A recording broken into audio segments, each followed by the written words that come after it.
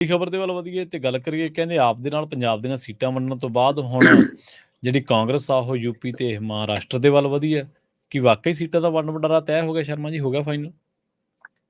ਪ੍ਰਵੀਨ ਜੀ, ਕੱਲ ਪੰਜਾਬ ਦੇ ਇੰਚਾਰਜ ਨਾਲ ਜਦੋਂ ਪੰਜਾਬ ਕਾਂਗਰਸੀਆਂ ਦੀ ਬੈਠਕ ਚੱਲ ਰਹੀ ਸੀ, ਰਾਜਾ ਵੜਿੰਗ ਪ੍ਰਤਾਪ ਬਾਜਵਾ, ਸੁਖਜਿੰਦਰ ਰੰਧਾਵਾ ਹੋਰਾਂ ਦੀ, ਹਾਂਜੀ ਤਦ ਇਹਨਾਂ ਸਾਰਿਆਂ ਨੇ, ਜ਼ਿਆਦਾਤਰ ਲੀਡਰਾਂ ਨੇ ਹੂੰ ਇੱਕ ਵਾਰ ਫਿਰ ਇਹੀ ਗੱਲ ਦੁਹਰਾਈ ਕਿ ਜੀ ਗੱਠਜੋੜ ਨਾ ਕਰਿਓ, ਹੂੰ, ਇਹ ਜੀ ਕਾਂਗਰਸ ਲਈ ਸਹੀ ਨਹੀਂ ਹੈ। ਠੀਕ ਹੋ ਹੈ ਜੀ। ਸਕਦਾ ਹੈ ਜੀ ਫੌਰੀ ਤੌਰ ਤੇ ਥੋੜਾ ਬਹੁਤ ਫਾਇਦਾ ਮਿਲ ਜਵੇ ਜੀ, ਹੂੰ, ਪਰ ਸਾਨੂੰ ਖਾਸਾ ਹੈ ਜੀ ਕਿ ਸਾਡਾ ਜਿਹੜਾ ਵੋਟ ਬੈਂਕ ਹੈ ਉਹ ਹੂੰ, ਬੀਜੇਪੀ ਤੇ ਅਕਾਲੀ ਦਲ ਵੱਲ ਸ਼ਿਫਟ ਹੋ ਸਕਦਾ ਜੀ। ਹੂੰ, ਆਉਣ ਵਾਲੇ ਸਮੇਂ 'ਚ ਅਗਲੀਆਂ ਵਿਧਾਨ ਸਭਾ ਚੋਣਾਂ 'ਚ ਫਿਰ ਤੁਹਾਨੂੰ ਵੋਟਾਂ ਨਹੀਂ ਪੈਣੀਆਂ ਜੀ। ਸੋ ਇਸ ਤਰ੍ਹਾਂ ਦੇ ਉਹਨਾਂ ਨੇ ਖਦਸ਼ੇ ਪ੍ਰਗਟਾਤੇ ਆਪਣੇ ਇੰਚਾਰਜ ਕੋਲ। ਜੀ ਜੀ ਪਰ ਪ੍ਰਵੀਨ ਜੀ, ਆਪਾਂ ਇਸੇ ਪ੍ਰੋਗਰਾਮ 'ਚ ਲਗਾਤਾਰ ਇਸ ਪਹਿਲੂ ਤੇ ਗੱਲ ਕਰਦੇ ਆ ਰਹੇ ਹਾਂ ਕਿ ਭਾਈ ਇੰਡੀਆ ਗੱਠਜੋੜ ਦੇ ਨਾਂ ਹੇਠ ਖੜਗੇ ਔਰ ਜਿਹੜਾ ਕੇਜਰੀਵਾਲ ਹੈ ਉਸ ਨੂੰ ਅਧਿਕਾਰ ਦਿੰਦੇ ਆ ਪੰਜਾਬ, ਦਿੱਲੀ ਇਹਨਾਂ ਨਾਲ ਸੰਬੰਧਿਤ ਸੂਬਿਆਂ ਦੀ ਸੀਟਾਂ ਵੰਡ ਦੇ ਲਈ ਇੰਚਾਰਜ ਲਾ ਦਿੱਤਾ ਗਿਆ ਤੇ ਗਾਂ ਉਹਨਾਂ ਨੇ ਕਮੇਟੀ ਬਣਾ ਕੇ ਬੈਠਕਾਂ ਦਾ ਦੌਰ ਸ਼ੁਰੂ ਕਰਤਾ। ਜਿਵੇਂ ਅਸ਼ੋਕ ਗਹਿਲੋਤ ਤੇ ਸੰਦੀਪ ਪਾਠਕ ਉਹਨਾਂ ਦੀ ਟੀਮ ਨੇ ਬੈਠਕਾਂ ਕੀਤੀਆਂ ਤੇ ਬੇਸ਼ੱਕ ਅਜੇ ਤੱਕ ਸਹਿਮਤੀ ਦਾ ਐਲਾਨ ਨਹੀਂ ਹੋਇਆ, ਜੀ ਪਰ ਇਹ ਸਹਿਮਤੀ ਤਾਂ ਬਹੁਤ ਪਹਿਲੀਆਂ ਬੈਠਕਾਂ 'ਚ ਹੋ ਗਈ ਨਾ ਕਿ ਪੰਜਾਬ ਤੇ ਦਿੱਲੀ 'ਚ ਮਿਲ ਕੇ ਲੜਨਾ। ਪਰ ਕੱਲ ਇੱਕ ਖਬਰ ਦਿੱਲੀ ਤੋਂ ਹੋਰ ਨਿਕਲ ਕੇ ਆਈ, ਹਾਂਜੀ ਜਿਹੜੀ ਗੱਲ ਆਪਾਂ ਲਗਾਤਾਰ ਪਿਛਲੇ ਕਿੰਨੇ ਦਿਨਾਂ ਤੋਂ ਕਰਦੇ ਆ ਰਹੇ ਹਾਂ ਕਿ ਇਸ ਫਾਰਮੂਲੇ ਤੇ ਆ ਕੇ ਗੱਲ ਨਿਬੜਨੀ, ਉਹ ਫਾਰਮੂਲਾ ਤੈਅ ਹੋ ਗਿਆ। ਬਸ ਕਿਹਨੂੰ ਕਿੰਨੀਆਂ ਇਹ ਦੱਸਣਾ ਬਾਕੀ ਹੈ। ਜੀ ਜੀ 7-6 ਤੇ 3-4 ਇਹ ਤੈਅ ਹੋ ਗਿਆ ਜੀ। ਦਿੱਲੀ 'ਚ 3-4, ਪੰਜਾਬ 'ਚ 7-6। ਸੱਤਾਂ ਤੇ ਕੌਣ ਤੇ ਤਿੰਨਾਂ ਤੇ ਕੌਣ ਦਿੱਲੀ 'ਚ? ਇਹੀ ਬਸ ਬਾਹਰ ਆਉਣੀ ਹੈ ਗੱਲ, ਇਹੀ ਬੁਝਾਰਤ ਹੈ। ਇਹੀ ਬੁਝਾਰਤ ਹੈ। ਜੀ ਇਹ ਤੈਅ ਹੋ ਗਿਆ ਕਿ ਪੰਜਾਬ 'ਚ 7-6 ਤੇ ਲੜਨਗੇ। ਠੀਕ ਹੈ।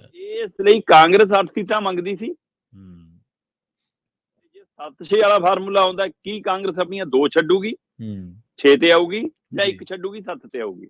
ਪਰ ਇਹ ਫਾਰਮੂਲਾ ਤੈਅ ਹੋਊਗਾ ਕਿ ਇਸ ਫਾਰਮੂਲੇ ਤਹਿਤ ਪੰਜਾਬ 'ਚ ਚੋਣ ਲੜਾਂਗੇ। ਦਿੱਲੀ ਦੇ ਵਿੱਚ ਵੀ 3-4 ਫਾਰਮੂਲਾ ਤੈਅ ਹੋ ਗਿਆ। ਇਸ ਲਈ ਇਹ ਦੋਵਾਂ ਸੂਬਿਆਂ ਦੇ ਫਾਰਮੂਲੇ ਤੈਅ ਹੋਣ ਤੋਂ ਬਾਅਦ ਇੰਡੀਆ ਗੱਠਜੋੜ ਦੀਆਂ ਕਮੇਟੀਆਂ ਨੇ ਆਪਣਾ ਰੁਖ ਯੂਪੀ ਤੇ ਮਹਾਰਾਸ਼ਟਰ ਕੰਨੀ ਕਰ ਲਿਆ, ਕਿਉਂਕਿ ਯੂਪੀ ਤੇ ਮਹਾਰਾਸ਼ਟਰ 'ਚ 168 ਸੀਟਾਂ ਨੇ ਪ੍ਰਵੀਨ ਜੀ। ਸੋ 168 ਸੀਟਾਂ ਦੇ ਹਵਾਲੇ ਨਾਲ ਉੱਥੇ ਲਈ ਜ਼ਰੂਰੀ ਹੈ, ਖਾਸ ਕਰ ਯੂਪੀ ਦੀਆਂ 80 ਸੀਟਾਂ ਨੂੰ ਲੈ ਕੇ ਕਾਂਗਰਸ ਤੇ ਭਾਜਪਾ ਦੇ ਉਮੀਦਵਾਰ ਨੇ ਜਿਹੜੇ ਸਾਹਮਣੇ ਹੋਣ ਲਈ ਤਿਆਰ ਨੇ। ਇਸ ਲਈ ਉੱਥੇ ਯੂਪੀ 'ਚ ਕਾਂਗਰਸ ਸੀਟਾਂ ਦੇ ਹਵਾਲੇ ਨਾਲ ਤੈਅ ਚਾਹੁੰਦੀ ਹੈ ਕਿ ਸਾਨੂੰ ਸਮਾਂ ਪਹਿਲਾਂ ਪਤਾ ਲੱਗ ਜਾਵੇ ਅਸੀਂ ਕਿੱਥੇ ਲੜਨਾ, ਕਿੰਨੀਆਂ ਤੇ ਲੜਨਾ। ਸੋ ਉਹਦੇ ਲਈ ਬਕਾਇਦਾ ਤੌਰ ਤੇ ਕਹਿੰਦੇ ਤਿਆਰੀ ਕਰ ਲਈ ਹੈ ਤੇ ਇੱਥੋਂ ਤੱਕ ਰਣਨੀਤੀ ਘੜੀ ਜਾ ਰਹੀ ਆ ਕਿ ਯੂਪੀ 'ਚ ਜੇ ਇੰਡੀਆ ਗੱਠਜੋੜ ਨੇ ਜਿੱਤਣਾ ਤਾਂ ਬਸਪਾ ਨੂੰ ਵੀ ਨਾਲ ਲੈਣਾ ਪੈਣਾ। ਠੀਕ ਹੈ। ਇਹਦੇ ਬਾਰੇ ਵੀ ਮੰਥਨ ਸ਼ੁਰੂ ਹੋਇਆ ਨਵੇਂ ਸਿਰੇ ਤੋਂ। ਸੋ ਇਸ ਲਈ ਬਸਪਾ ਨੂੰ ਲੈਣਾ, ਗੱਲ ਅਸਲ 'ਚ ਕੀ ਹੈ ਕਿ 80 ਤੋਂ 76 ਸੀਟਾਂ ਮਤਲਬ ਇਹ ਨੇ ਜਿਹੜੀਆਂ ਇਹਨਾਂ ਨੂੰ ਲੱਗਦਾ ਕਿ ਕਾਂਗਰਸ ਕਹਿੰਦੀ ਹੈ ਕਿ ਹਾਂ ਆਪਾਂ ਇਹਦੇ ਪਰ ਹੁਣ ਤੈਅ ਕਰਕੇ ਜੇ ਚੱਲਾਂਗੇ ਤਾਂ ਆਪਾਂ ਜਿੱਤ ਸਕਾਂਗੇ। ਸੋ 4 ਸੀਟਾਂ ਗਾਂਧੀ ਪਰਿਵਾਰ ਲਈ ਛੱਡਣੀਆਂ ਨੇ ਯੂਪੀ 'ਚ ਜੀ ਜੀ ਤੇ ਉਹ ਤੋਂ ਬਿਨਾ ਬਾਕੀ ਸੀਟਾਂ ਦੇ ਉੱਤੇ ਇਹਨਾਂ ਦਾ ਆਪਸ 'ਚ ਵੰਡ ਵੰਡਈਆ ਹੋਣਾ। ਪਰ ਇੱਥੋਂ ਤੱਕ ਇੰਡੀਆ ਗੱਠਜੋੜ ਦੀ ਬੈਠਕ 'ਚ ਚਰਚਾ ਹੋਈ ਪ੍ਰਵੀਨ ਜੀ, ਇਹ ਪਹਿਲੀ ਵਾਰ ਹੈ ਕਿ ਕਾਂਗਰਸ ਦੀ ਮੌਜੂਦਗੀ ਦੇ ਵਿੱਚ ਇਹ ਚਰਚਾ ਹੋਈ ਕਿ ਜੀ ਜੇ ਵਰੁਣ ਤੇ ਮੇਨਕਾ ਨੂੰ ਟਿਕਟ ਨਾ ਦਿੱਤੀ ਭਾਜਪਾ ਨੇ, ਫਿਰ ਉਹਨਾਂ ਬਾਰੇ ਆਪਾਂ ਕੀ ਫੈਸਲਾ ਲੈਣਾ। ਠੀਕ ਹੈ। ਸੋ ਇਸ ਲਈ ਯੂਪੀ ਤੇ ਮਹਾਰਾਸ਼ਟਰ ਨੂੰ ਲੈ ਕੇ ਹੁਣ ਕਾਂਗਰਸ ਤੇ ਇੰਡੀਆ ਗੱਠਜੋੜ ਥੋੜਾ ਜਿਹਾ ਚਕੰਨਾ ਹੋ ਰਿਹਾ। ਬੇਸ਼ੱਕ ਭਾਜਪਾ ਦਾਅਵਾ ਕਰ ਰਹੀ ਹੈ ਕਿ ਹਾਂ ਸਾਡੀ ਪੂਰੀ ਤਿਆਰੀ ਆ, ਅਸੀਂ ਪਿਛਲੀ ਵਾਰ ਨਾਲੋਂ ਵੱਧ ਸੀਟਾਂ ਲੈ ਕੇ ਜਾਵਾਂਗੇ, ਪਰ ਉਸ ਨੂੰ ਇੰਨਾ ਪਤਾ ਹੈ ਕਿ ਹੁਣ ਸਾਡੇ ਨਾਲ ਜਿਵੇਂ ਬਿਹਾਰ 'ਚ ਨਤੀਸ਼ ਨਹੀਂ ਹੈ, ਸਾਡੇ ਕੋਲ ਹੁਣ ਮਹਾਰਾਸ਼ਟਰ ਦੇ ਵਿੱਚ ਜਿਵੇਂ ਸ਼ਿਵ ਸੈਨਾ ਨਹੀਂ ਹੈ, ਤਾਂ ਉਹਦਾ ਫਰਕ ਕਿਤੇ ਨਾ ਕਿਤੇ ਤਾਂ ਪੈਣਾ ਨਾ। ਸੋ ਇਸ ਲਈ ਐਨਡੀਏ ਦੇ ਜਿਹੜੇ ਸਾਥੀ ਸਾਥ ਛੱਡ ਗਏ ਉਹਨਾਂ ਦਾ ਅਸਰ ਭਾਜਪਾ ਨੇ ਉੱਪਰ ਪਾਈ ਕਿਵੇਂ ਕਰਨੀ, ਉਹ ਤਾਂ ਹੈਗਾ ਨਾ।